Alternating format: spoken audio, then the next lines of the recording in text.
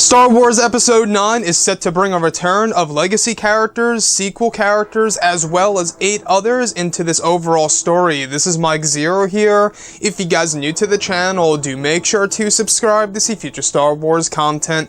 Now, one thing is for certain is that J.J. Abrams and Chris Terrio will be using this movie as a way of combining all 9 movies into one big movie.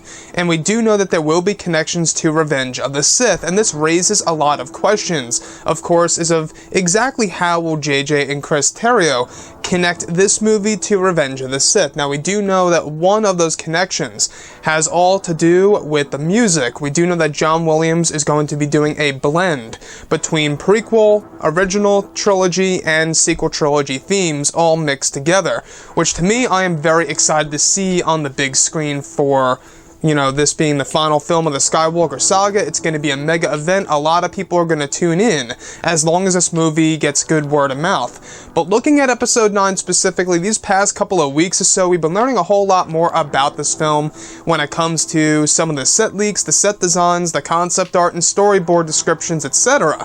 One of which specifically has all to do with Kylo Ren, Anakin Skywalker, and Padme Amidala. So let's get right into it. So, very interesting stuff. A description of Kylo Ren walking on a metallic bridge in a dark environment, almost as if Ren is walking in space. In front of Kylo Ren is a door in a rectangular shape that glows in a whitish blue hue. Though it is that Kylo is seeing a blurry visual of an event from the past, the moment in which Anakin chokes Padme nearly to death on Mustafar. As she falls, a volcano erupts in the background, eventually blocking the visual of the moment in the past before Kylo Ren continues to walk further. An alternate description goes over Kylo walking in the same environment, a blurred image of Anakin yelling the moment he says liar, with Padme saying no. The door in this description eventually closes side to side and vanishes into thin air. So let me stop right here for a second, because this is something that really is hyping me up for Episode 9, and I believe, and this is just a theory based on this, I believe that this is the Worlds Between Worlds from Star Wars Rebels Season 4. What's so great about Worlds Between Worlds is that you essentially have the opportunity to see all of these different moments in the past, and you get to hear moments from the past as well. If you guys watch that episode, you hear Kylo Ren, you hear Rey, you hear Yoda, you hear all these different characters. Ezra Bridger witnesses a moment in the past in which Ahsoka Tano is going up against Darth Vader. So I believe that this is going to be the Worlds Between Worlds. Not only that, this seems like something that would really be up J.J. Abrams' alley. He really loves stuff like this that have to do with time travel or flash forwards or flashbacks. He loves that stuff.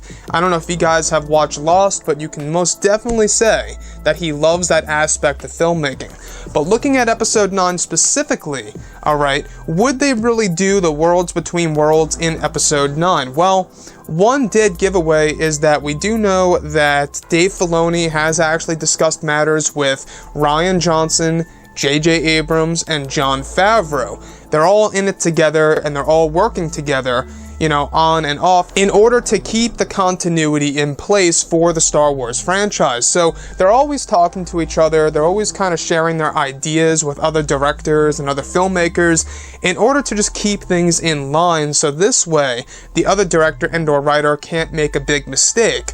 So going into Episode 9, there's a lot of opportunities in this overall story if they do go to the Worlds Between Worlds. Now, why would Kylo Ren be here? You got me. That's a question open on the table for discussion. But this is the best way possible to bring back Padme Amidala. Of course, they would use old footage from Revenge of the Sith. I highly doubt that they would, grab Natalie Portman and say, hey, come on set, do a scene for Padme. I couldn't really see that happening, but in this instance, you can most definitely expect to see a moment in which they use Revenge of the Sith footage. I think that this would be the absolute perfect lesson to Kylo Ren to steer clear from turning to the dark side fully.